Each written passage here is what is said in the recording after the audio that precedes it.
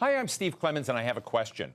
As the war in Ukraine gets uglier, will the massive global sanctions now imposed against Russia and many Russian oligarchs and Vladimir Putin himself work? Let's get to the bottom line.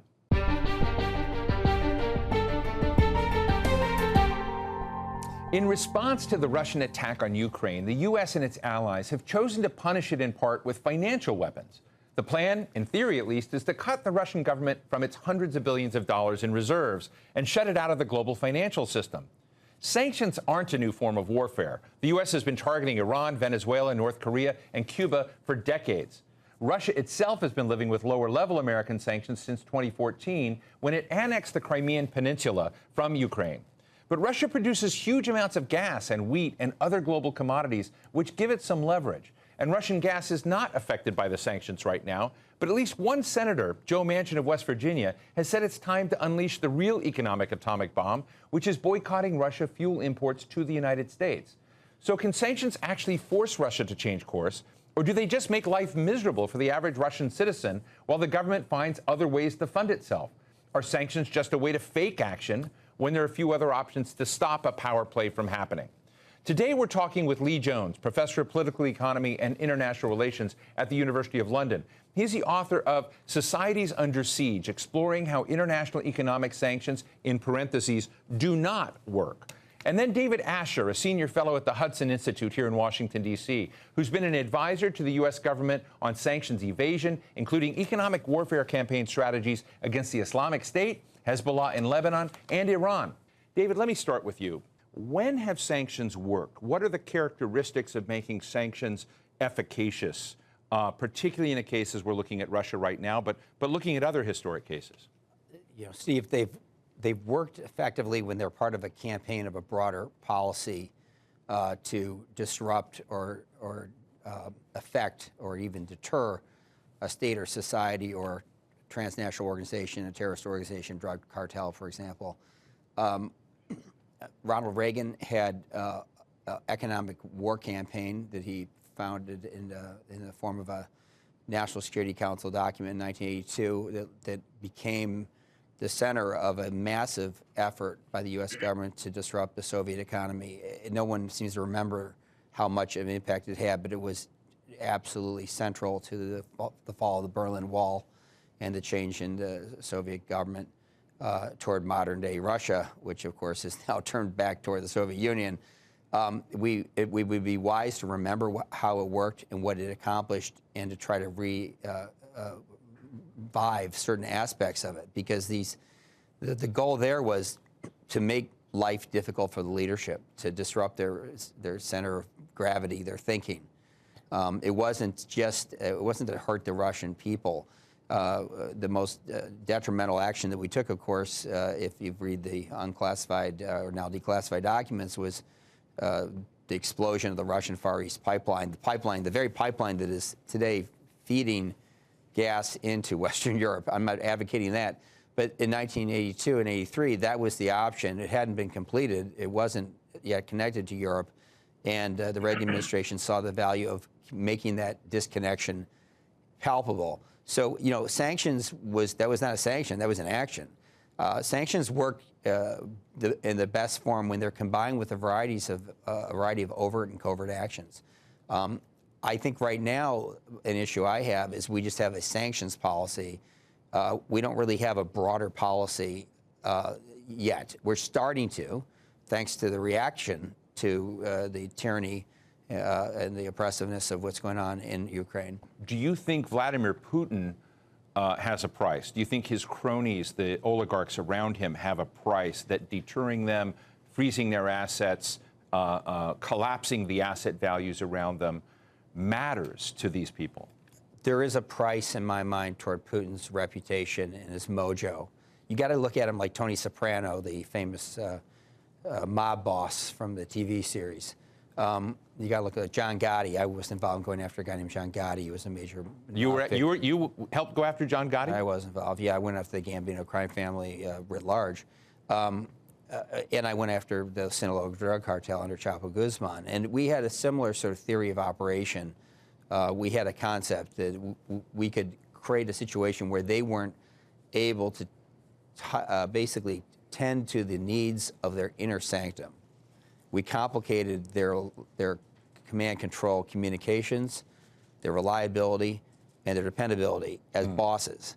And it's called value-based targeting. I did the very same approach toward Kim Jong-il in North Korea, the previous leader. I was going after all the things that really mattered to him. We came up with a very detailed assessment in 2002 of what mattered to keep him alive as a leader, and we attacked every one of them. And that worked quite well until the administration decided I was too successful, and they said, with the war in Iraq, that I was going to create a regime change in North Korea, which is what I had been ordered to do, but not non-kinetically. But the point is, I think there is a way to affect Vladimir Putin. It's not just money, though. There are a lot of things that need to be attacked beyond money, and so sanctions are just a piece. Well, Lee Jones, I really appreciate you joining us from London. You've written a very interesting paper saying sanctions won't save Ukraine, and the subheadline is "They are a comforting illusion in a leaderless war." Give us your understanding of sanctions policy, where they've worked, where they haven't worked. I think what you've just heard is right. The academic evidence does suggest that sanctions alone are not very successful. They work only about 5% of the time when they're just deployed on their own. And when they're deployed alongside other measures, the general consensus in the academic research is that they work about 30% of the time. So they still fail about 2/3 of the time. And I think one of the reasons why they fail so often, I mean, there are many reasons, but I think one of the key ones is the issue you've just been discussing about whether there is a price.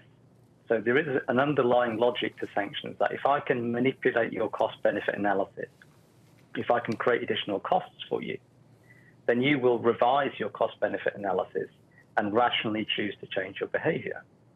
And what we've just heard is that that works against drugs cartels. So the logic is, well, it should also work against political leaders. The difficulty is that I think political leaders are not like drugs cartels.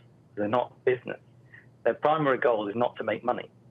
They have a whole host of other objectives and goals, which are not necessarily convertible to dollars and cents, pounds and pence, and so on.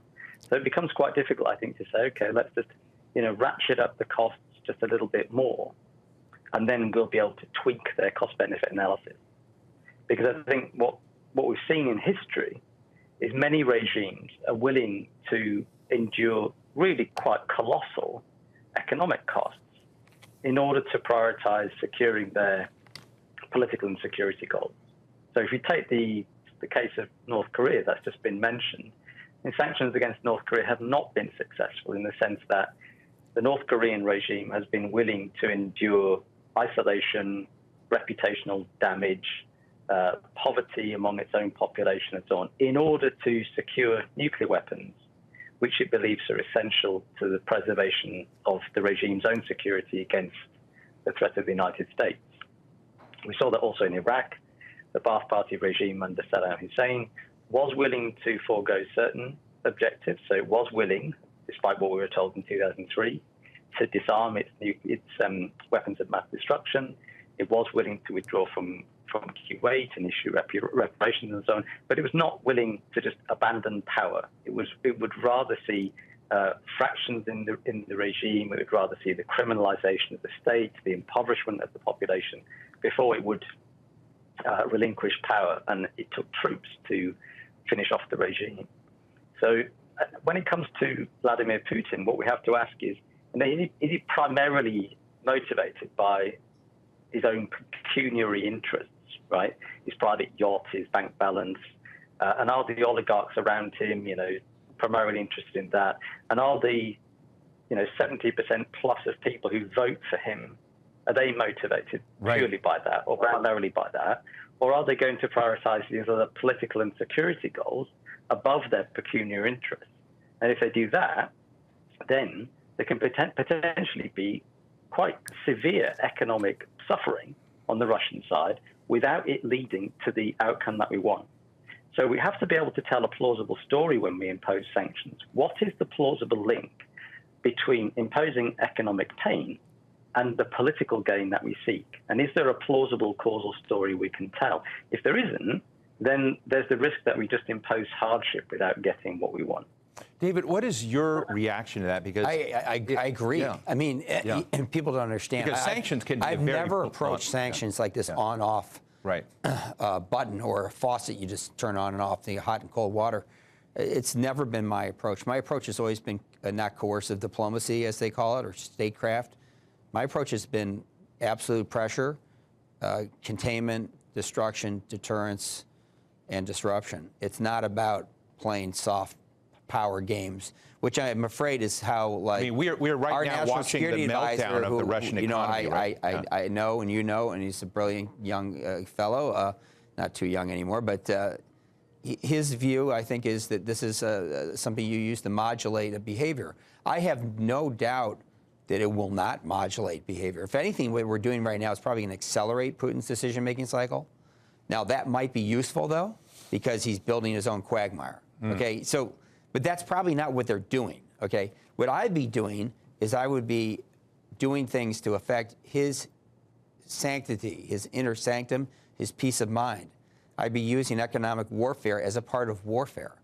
You know, when I went after the Islamic State, when I led the Islamic State campaign, you know, with General McFarland as our combatant commander, Sean and I went to war against their finances, and we literally bombed the central bank in Mosul where their money was, blew up $1 billion to $2 billion. I think it was about $2 billion in cash.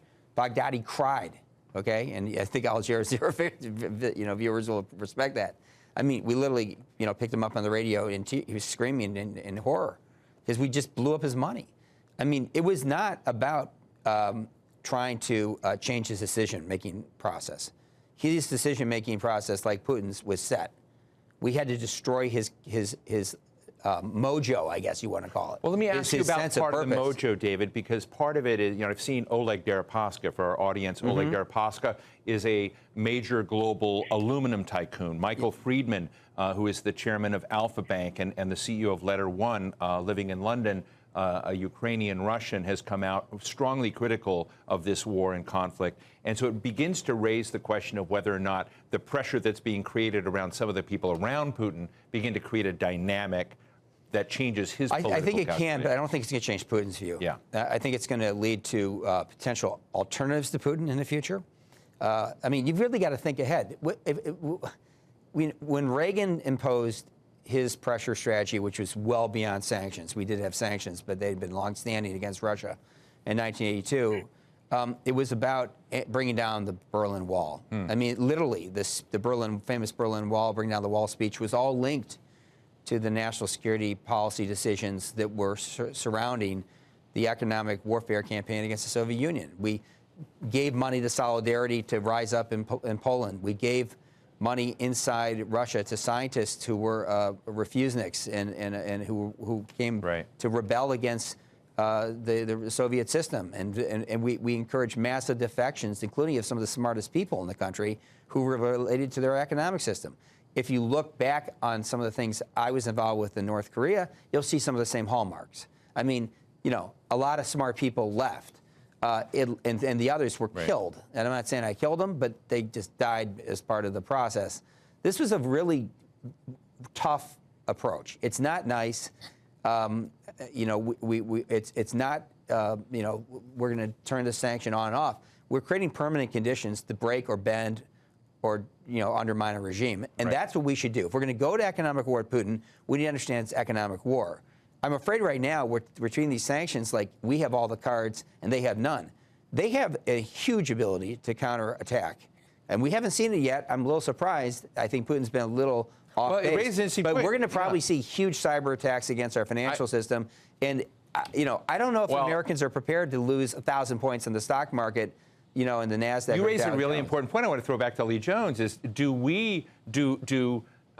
citizens in the UK have a price? Do American citizens have a price in this process as well? I mean, you said something very important, that I have already heard reports about malicious malware having impacts both in Europe and the United States, because when you launch malware into the system, it can have an whether it was, you know, consciously targeted at at the U.S. or not. But there are these questions, which I think Lee Jones got right, which is the price that those that are trying to defend against aggression are willing to pay, or whether they're willing to acquiesce. Your thoughts, Lee?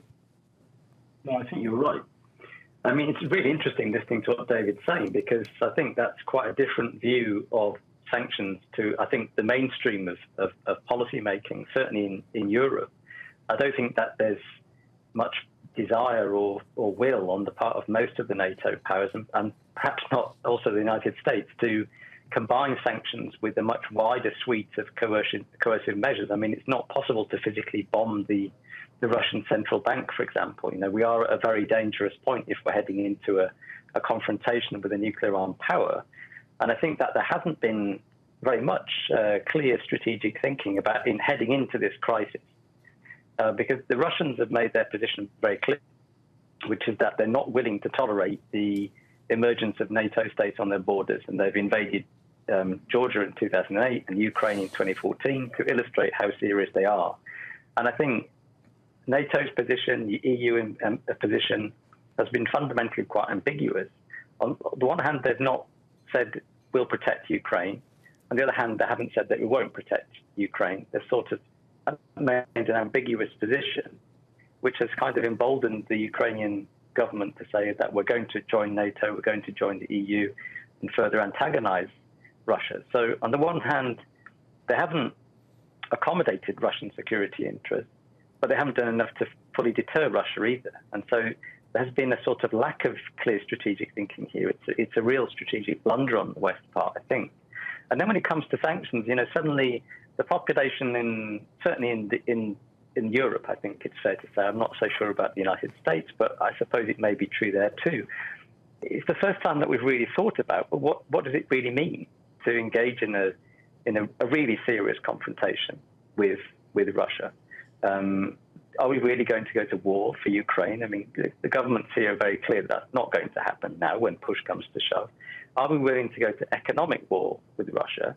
I think that's also a really hard sell for populations, because the big way that you can really damage, you know, cause the kind of wreckage and carnage that David's talking about, the way that you could do that with Russia is to sanction their energy exports. It counts for nearly 60% of their exports when you add up oil, gas and coal. But Europe is heavily dependent on imports of oil and gas from Russia. David, let me jump to you and ask you, do we understand where the consequences should go as sanctions are bandied about as a tool, which both of you have said and can have dramatic impacts, not just on the leader, or maybe not even on the leader, but on society as a whole? I mean, look, yeah, I'm an economic historian and a proud one. There are not many of us in the world. A graduate of Oxford, where I did my doctorate, and I have studied the blowback from sanctions as well. I'm not disagreeing with Lee entirely at all. I mean, people don't quite, they think of me as Mr. Sanctions, and I've been involved in sanctioning a huge number of entities in my career, probably more than anyone in the U.S. government, except, well, probably more than even Juan Zarate, actually, because I've been around through Democrat and Republican governments, so I've not just been partisan.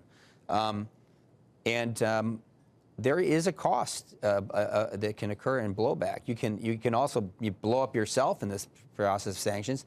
You know, when we sanctioned the Japanese in 1939, 1940, their oil enterprises and their oil, our oil exports to them and from Southeast Asia, it led them to attack Pearl Harbor. Okay, there's no doubt about that. When we went after Milosevic in '98, we had a very clear concept of operations, which was in a matrix. It literally is called Operation Matrix. We had all these different attack vectors. We went after the people that were against him, and we built up the people that, went after the people that were supporting him, and we helped the people that were against him.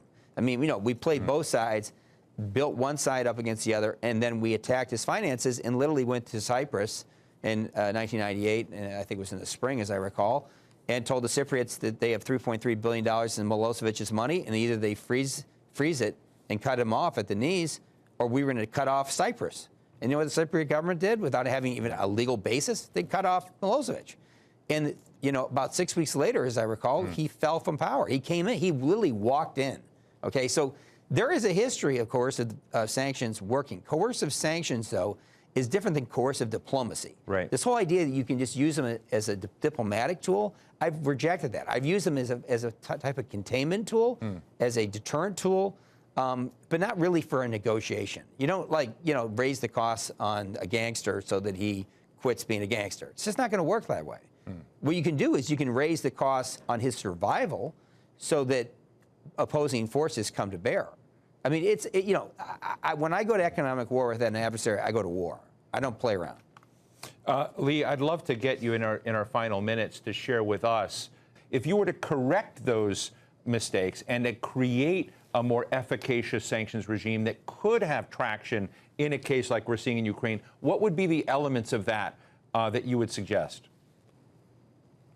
I think you have to start always with an analysis of the target society, because you could take sanctions that succeeded ostensibly in one case and copy them, word for word, dollar for dollar to another case, and it would have a completely different outcome, because the political economy of that target society and the political dynamics in that society are completely different. So people often talk about South Africa and say, well, sanctions worked there so they can work in case X, right? But that's obviously not the case. South Africa had a very unique set of circumstances that allowed sanctions to play some kind of role. So we have to look at a target like Russia and say, okay, let's assume that we're able to design sanctions that can impose serious economic harm on Russia without ideally blowing ourselves up, as David says, which is quite hard given how dependent we've become on Russian commodity exports. But even if you could, what's the logic? How is this going to change things in Russia? Is it going to split the Putin regime? Is it going to prompt defections from the regime, from the military? Are the oligarchs going to oust him? Is any of this remotely plausible? And it seems to me, and I'm not a Russianist, so I should emphasize that, it seems to me that Putin is highly popular. He enjoys a popularity rating of 69%. Last time he invaded Ukraine, his popularity rating increased by 20%. Right. It looks to me like the elite seem fairly united behind him. 400-1 vote in the Duma in favor of recognizing the breakaway republics. That he was able to dress down his spy chief on live television for bluffing his lines at the Stage Managed Security Council meeting. It does not appear to me, I say as a non-specialist, that there are many elite fractures that sanctions could exploit in the short term. And that's the causal story that we need to be able to tell. Right. Is it possible that by inflicting economic pain, we're going to get the political gain that we want? And if not, then potentially we create very widespread suffering without getting what we need. I want to thank very much University of London professor Lee Jones and Hudson Institute senior fellow, some people call him Mr. Sanctions, David Asher. Thank you both for being with us today. This was terrific. Thank you. Pleasure, thank you. So what's the bottom line? There's always a debate about the nature of power. Is it military force or is it economic strength? The debate about sanctions is similar. Are they useful or not useful? To some, sanctioning Russian President Vladimir Putin, who's launched a war against a neighboring country, is pathetically weak. But as Mr. Sanctions himself said today, there could be power in targeting players who violate core international stability and acceptable codes of conduct. Other countries will try to expose, freeze, and erase the personal assets of these rulers and their cronies who use power to get rich or use their riches to get power. But as Lee Jones reminds, sanctions don't always have a good track record as a tool to change the behavior of governments. 10 years ago, I would have agreed and said sanctions are feckless. Now I believe they are an essential weapon in the arsenal pointed at the world's most reckless. And that's the bottom line.